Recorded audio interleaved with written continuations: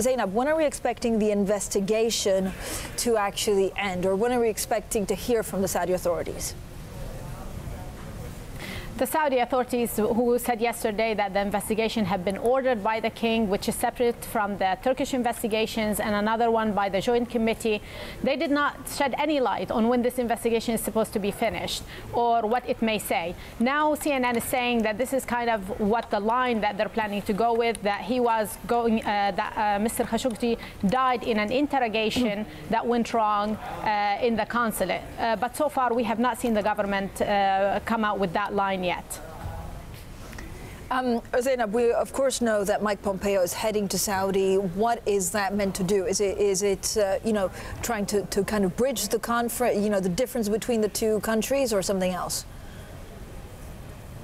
Well, Mike Pompeo is right now going there to meet with the king, and after that he's going to head to Turkey.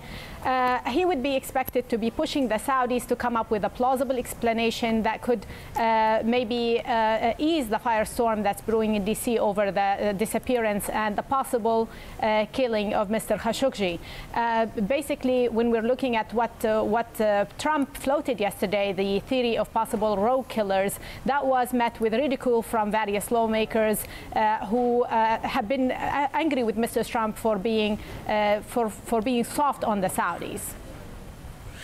Zainab, what would be the worst case scenario actually for these tensions between the U.S. and Saudi? We kind of had a veiled threat from the Saudis talking about possible implications for oil. I mean, would the Saudis actually turn up the taps to punish the U.S. if there were sanctions?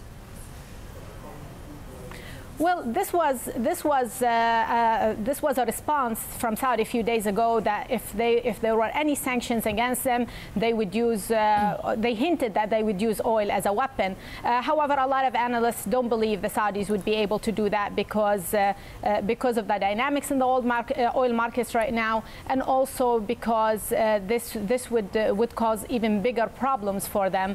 The Saudis can maybe reduce the production of oil. They can pull out their investments from the U.S.